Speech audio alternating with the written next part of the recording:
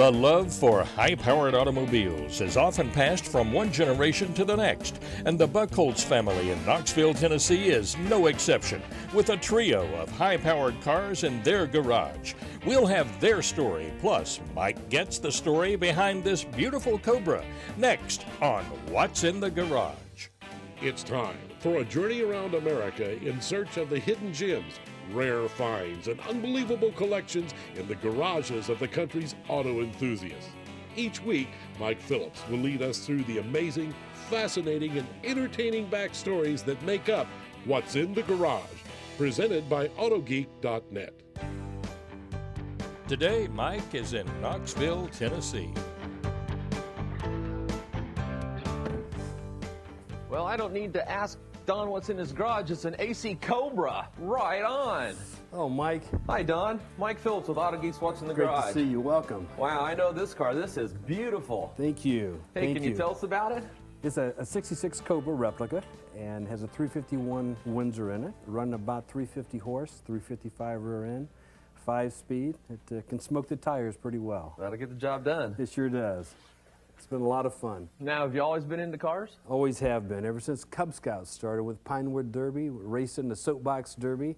Got my car on my birthday, the 16th birthday, and earned all the money to buy it. What was your first car? First car was a 68 Nova, 327. Put a 456 rear end in, hooker headers, a 750 Holly, 4-speed. And with those little gears, that'd be a lot of fun to drive around. It was. I got the same start. I started with Boy Scouts building Pinewood Derby cars also. Yeah. Same thing. Good start. That and Hot Rod magazines. That's right, absolutely. It was my first subscription. Okay. Well, I see you got a lot of trophies on the wall, too. Yeah, it's pretty close to 40 trophies. Wow. So all from car shows, no racing with this. I got too much money in to tear it up, but it's just parades and shows. Let's take a look at the car. Absolutely.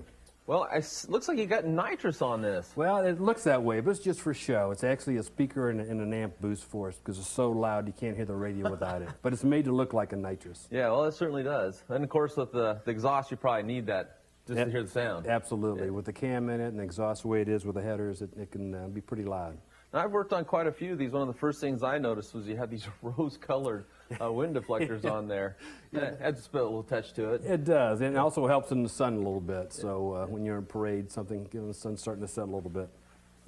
It looks like you've got something down here. What do you got doing over there? Yeah, we've got some Cobra valve stems. Cobra valve stems. Those are knockoff wheels. Not too many cars like this that have the original wheels like Carroll Shelby raced. Sure. So this is also the original color. It's called American Racing Blue. That's a nice touch. It is, thank you. I like the exhaust. It looks like you powder coated that. We did. It did. Put a lot more shine to it after I bought it. And you got some stick-ons there? Those are strictly Kling-ons, just for looks, because I can take them off to wax it since it is fiberglass. Yeah, well, it does give it a real race look to it. Thank you. Hey, how about you start it up? Sure.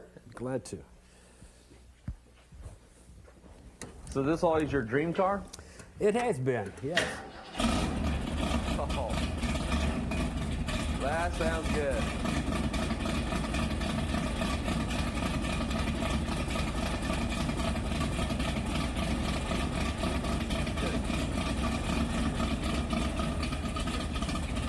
That sounds good.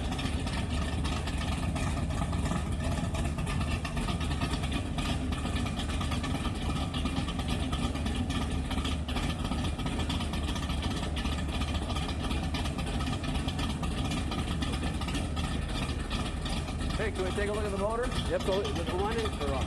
Go ahead and shut it off. Well, I bet that wakes up the neighbors. It does. We try to get in before it gets too dark. How about I get on this side? Yeah, let's Sure. take a look at the horsepower in here. All right.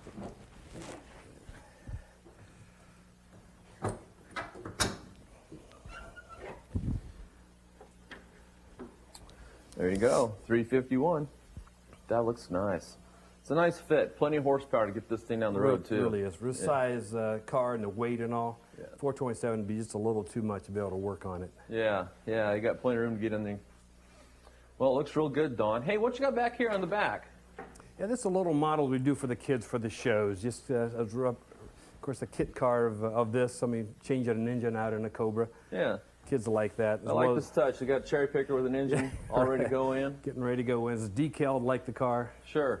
Now, this will probably inspire a lot of kids to do what you've done. We get a lot of kids want to take their pictures in it, and that's one thing that's unique about us. We want kids to enjoy it. We allow them to touch it, allow them to get in it. Yeah. We take their pictures. So. Well, that's good. A lot of people, they rope off their car and put a sign that says no touch. You know, That's right. You make it available to kids, and you just never know who you're going to affect down the road. Absolutely. I remember when I was that age. Yeah, me too. Me too. I also like the fact that you got a good focus on safety here. Mm-hmm. You know, Yes. it's important to be safe when you've got this kind of horsepower in this kind of car. Absolutely. I see over here you've also got another roadster over here. You got a Jaguar. Yes, that's my wife Anne Marie's car. Yeah. She looks pretty good in it when the top's down, and Jaguar is a nice looking body style. yeah, it's an XK8.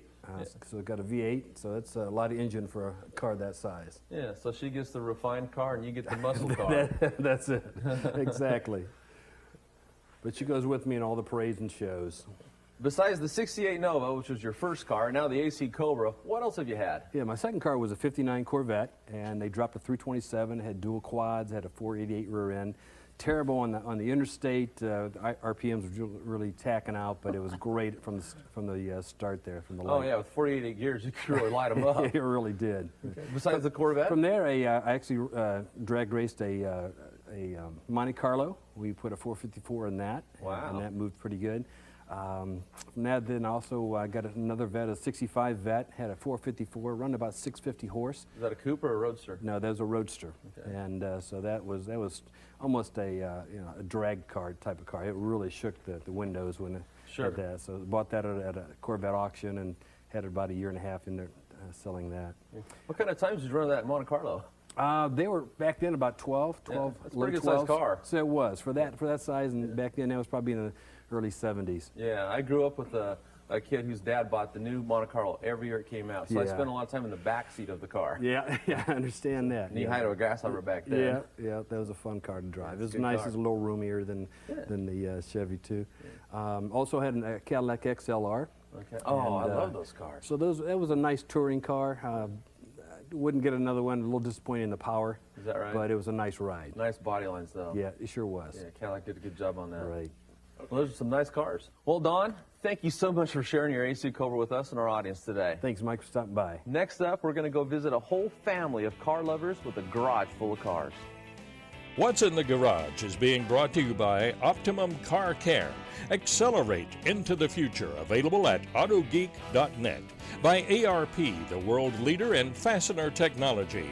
And by Diamondite, the ultimate glass and plastic care systems. Available at autogeek.net.